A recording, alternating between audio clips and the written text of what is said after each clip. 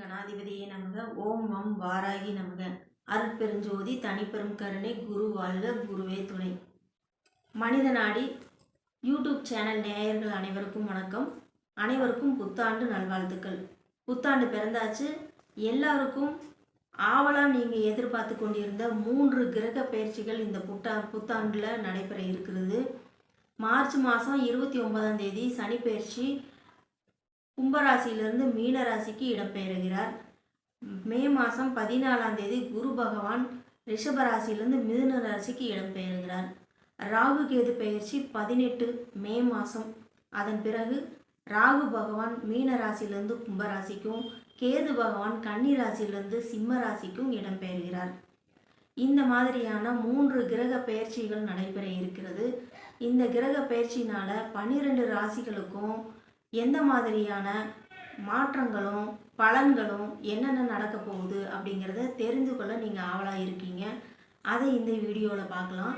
இப்போ கும்பராசி அன்பர்களுக்கான ராசி பலன்கள் இப்போ பார்ப்போம். உங்களுடைய ராசிநாதனே சனி பகவான் ஆட்சியில் இருக்கார்.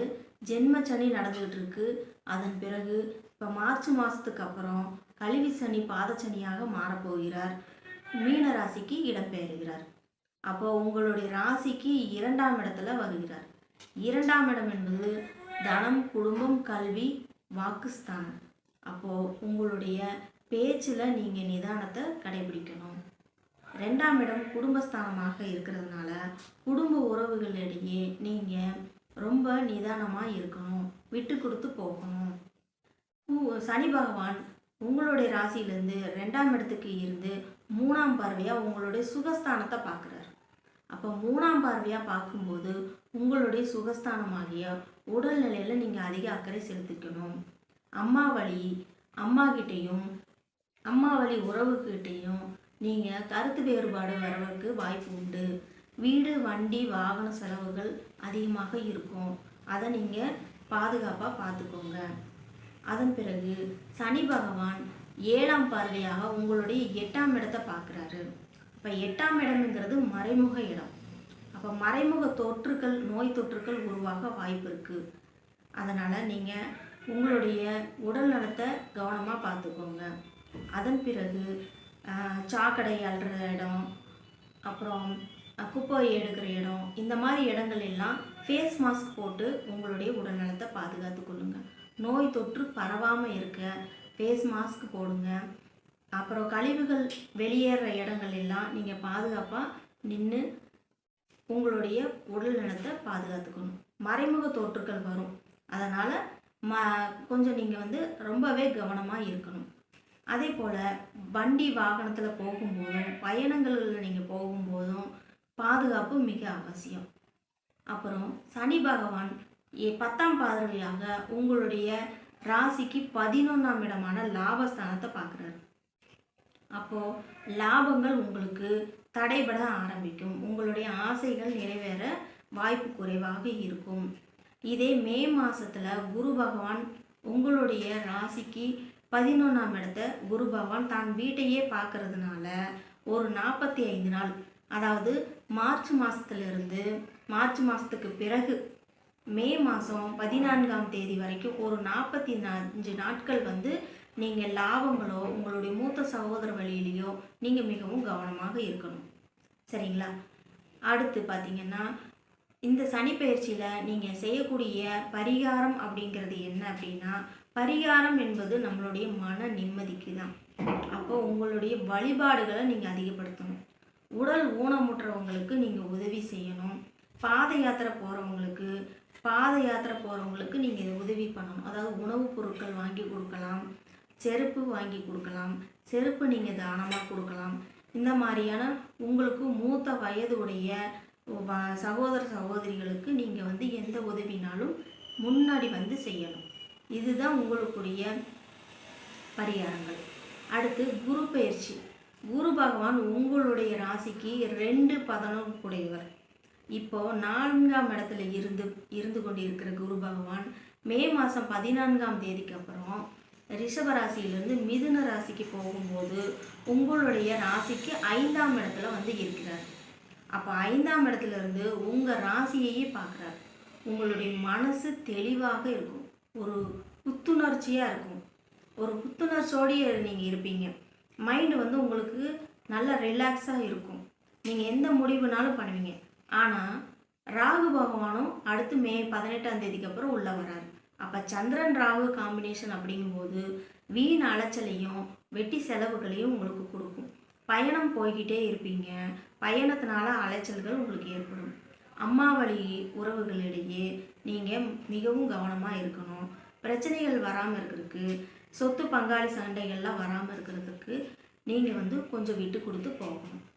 சரி, இப்போ குரு பகவான் வந்து உங்களுடைய ராசிக்கையும் பார்த்துட்டு 9ஆம் இடத்தையும் 11ஆம் இடத்தையும் பார்க்குறாரு. அப்போ பாக்கியங்களை அள்ளி தருவார். காதல் திருமணம் செய்யக்கூடிய நினச்சிட்டு இருக்கிறவங்கெல்லாம், காதல் செய்துகிட்டு இருக்கிறவங்களுக்கெல்லாம் இந்த வருஷம் உங்களுக்கு நல்ல ஒரு அருமையான காலம். அதாவது மே மாதத்துக்கு அப்புறம் குரு பயிற்சி ஆனதுக்கப்புறம் தான் வீட்டையே பார்க்கறதுனால காதல் திருமணம் நடைபெற வாய்ப்பு அதிகமாக இருக்குது. பெற்றோர்களே சம்மதிப்பாங்க உங்களுடைய காதல் திருமணத்துக்கு. 11ஆம் இடத்தை பார்க்கறதுனால உங்களுடைய அபிலாஷைகள் அனைத்தும் நிறைவேறும். உங்களுடைய புனித யாத்திரைகள் போயிட்டு வருவீங்க. உங்களுடைய ஆசைகள் அனைத்தும் நிறைவேறக்கூடிய காலம். உங்களுடைய தொழிலில், வியாபாரத்தில் உங்களுடைய லாபங்கள் அதிகமாக கிடைக்கும். வியாபார போட்டிகள் அதிகமாக இருந்தாலும் அதுக்கு நிகரான லாபத்தையும் அள்ளித்தரப்போகிறார் இந்த குரு பகவான்.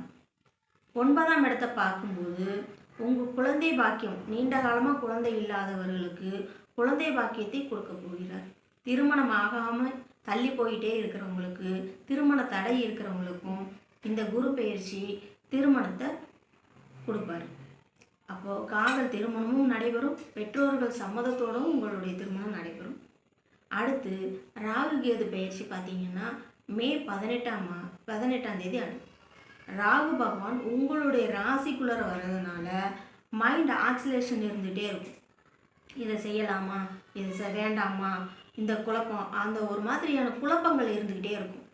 ஆனால் குரு பகவான் பார்க்கறதுனால ஒரு ஸ்டேஜில் நீங்கள் டக்குன்னு முடிவெடுத்துருவீங்க. இதுதான் நான் செய்ய போகிறேன் அப்படின்னு முடிவெடுத்துருவீங்க. அப்போது உங்களுடைய ராசிக்குள்ளர சந்திரன் ராகு இருந்தாலும் குரு பகவானோட பார்வைகளால் தீர்க்கமான முடிவுகளை நீங்கள் எடுக்கிறதுக்கு உங்களுடைய பெற்றோரை அனுமதி வாங்குங்க. உங்கள் பெற்றோர்கிட்ட ஆசீர்வாதம் வாங்குங்க. அவங்கக்கிட்ட ஒரு பெரியவங்க, மூத்தவங்க, அவங்கக்கிட்ட போய் நீங்கள் ஆலோசனை பெறலாம். அவங்களோட ஆலோசனை கேட்டு நீங்கள் முடிவெடுங்க. உங்களுடைய காரியம் சக்ஸஸ் ஆகும். உங்கள் காரியம் வெற்றி அடையணும்னா உங்கள் மூத்த சகோதரரிடையே நீங்கள் வந்து ஆலோசனை பெறணும். பெற்றவங்கக்கிட்ட ஆலோசனை பெற்றுக்கோங்க. சரிங்களா?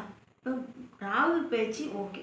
இப்போ கேது பகவான் உங்களுடைய ராசிக்கு 7ஆம் இடத்துல கேது பகவான் வராரு.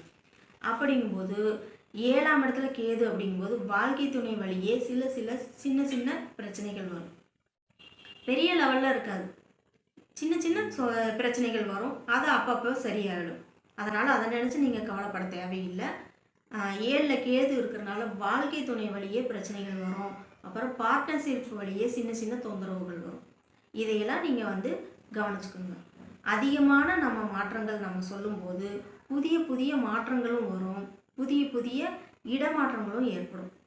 அப்போது புதிய ஆர்டர்களும் கிடைக்கும். அதே சமயம் சில தடைகளும் இருக்கும், தடை தாமதங்களும் இருக்கும். மணி 2ஆம் இடத்துல சனி பகவான் இருக்கிறதுனால பண விஷயமான விஷயங்களில், பண சம்மந்தப்பட்ட பரிவர்த்தனை நீங்கள் செய்யும்போது நீங்கள் ரொம்ப கவனமாக இருக்கணும், எச்சரிக்கையாகவும் இருக்கணும். அதே போல் பயணத்தின் போது நீங்கள் பாதுகாப்பு அவசியம். தலைக்கு ஹெல்மெட் போடுறது, இந்த மாதிரியான பாதுகாப்பு விஷயங்களை நீங்கள் கடைபிடிச்சுக்கோங்க. உடல் நலத்துலேயும் நீங்கள் அதிக கேர் எடுத்து பார்த்துக்கணும். இந்த 3 கிரக பயிற்சிகளும் உங்களுக்கு வந்து எல்லாமே நல்லதாகவே நடக்கும் அப்படின்னு சொல்ல முடியாது. சில நன்மைகளையும் கொடுக்கும், சில தடைகளையும் கொடுக்கும். அதே சமயத்தில் நல்ல ஒரு வெற்றி வாய்ப்பையும் உங்களுக்கு அளித்தரும். புதிய ஆர்டர்கள் கிடைக்கும். கலைஞர்களுக்கு இந்த குரு பயிற்சி உங்களுக்கு அருமையான காலமாக இருக்கும். புகழ் கௌரவம் இதெல்லாம் கிடைக்க பெறுவீங்க. பட்டம் பதவி வரும், பதவி உயர்வும் கிடைக்கும். சிலருக்கு வேலை இல்லாதவங்களுக்கு புதிய வேலை வாய்ப்புகளும் கிடைக்கும். இந்த கும்பராசிக்காரங்கள் நீங்கள் உங்களுடைய மனசை யாரையுமே வெல்ல முடியாது. மற்றவங்களோட மனசை ஈஸியாக பழக்கிவிங்க. ஆனால் உங்கள்கிட்ட இருந்த ஒரு சில ரகசியத்தை வாங்க முடியாது. சரிங்களா? அதனால் நீங்கள் உங்களுடைய குணத்தை மாற்றிக்க வேண்டாம். இந்த சனி பயிற்சி பாதச்சனியாக இருக்கிறதுனால நிறைய செலவுகளை உங்களுக்கு கொடுக்க போகுது. ஏன்னா சனி கொடுப்பார், யார் தடுப்பார் அப்படின்னு சொல்லுவாங்க. அது மாதிரி நீங்கள் உங்களுடைய இடத்துல உங்களுடைய பிரச்சனைகளுக்கு முடிவு, உங்களுடைய தீர்க்கமான முடிவு வந்து உங்களுடைய உடன் பிறந்தவங்க, அதாவது மூத்த சகோதரர்கிட்டயே ஆலோசனை பெற்றுக்கோங்க. இது உங்களுடைய வாழ்க்கைக்கு நல்லதொரு வழிகாட்டியாக அவங்க அமைவாங்க. இந்த குரு பயிற்சி, சனி பயிற்சி, ராகு கேது பயிற்சிகள்லாம் உங்களுக்கு பல பல மாற்றங்களை கொடுக்கும், பல புதிய வாய்ப்புகளையும் அள்ளித்தரும். ஆக சனி பகவான் உங்களுக்கு தடுத்தாலும் குரு பகவான் உங்களுக்கு அள்ளி கொடுக்க போகிறார். கேது பகவானும் ராகு பகவானும் உங்களுடைய மனசை கலைக்க பார்ப்பாங்க. கற்பனையிலேயே வாழ்வீங்க. ராகு என்ன பண்ணுவார், உங்களுக்கு பிரம்மாண்டமான சிந்தனையை கொடுப்பார். அப்போ கற்பனையிலேயே நீங்கள் கோட்டை கட்டிக்கிட்டு இருப்பீங்க. கேது பகவான் எல்லாத்தையும் தடுக்க பார்ப்பார். ஆகவே ராகு கேது பயிற்சிக்கு நீங்கள் காளகஸ்தி, திருக்காளகஸ்தி போயிட்டு வாங்க. வெள்ளிக்கிழமை அன்னைக்கு போயிட்டு வர்றது உங்களுக்கு மிகப்பெரிய நல்லதை கொடுக்கும். அதே போல் பாத யாத்திரை போகிறவங்களுக்கும் செப்பல் வாங்கி கொடுக்குறலாம்.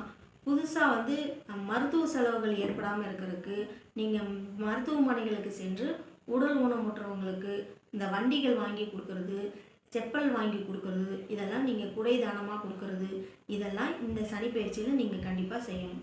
அது உங்களுடைய மனசுக்கு பாதுகாப்பையும் நிம்மதியையும் கொடுக்கும். தினமும் நீங்கள் தியானம் செய்யணும், டெய்லி மெடிடேஷன் பண்ணணும், டெய்லி சூரிய நமஸ்காரம் பண்ணணும். இந்த மாதிரிலாம் பண்ணிகிட்டு இருக்கும்போது உங்களுக்கு மைண்ட் ரிலாக்ஸ் ஆகும். இப்போ மைண்ட் ரிலாக்ஸ் ஆனால் தான் நம்ம எடுக்கிற முடிவும் எந்த காரியத்தையும் நம்ம வந்து ரிலாக்ஸாக பண்ண முடியும். ஆகவே இந்த புத்தாண்டு உங்களுக்கு எல்லா விதமான நன்மைகளையும் அள்ளித்தரும். கவலையே படாதீங்க. நான் சொன்ன இந்த சின்ன சின்ன பரிகாரங்களும் வழிபாடுகளையும் செய்யுங்க. உங்களுக்கு இந்த ஆண்டு அருமையான ஆண்டாக அமையும். வாழ்த்துக்கள். வாழ்க வளமுடன். என்னுடைய பெயர் ஸ்ரீமதி கவிதா சக்திவேல், திருப்பூர் மாவட்டம். Phone number 9751849308. வாழ்த்துக்கள். வாழ்க வளமுடன்.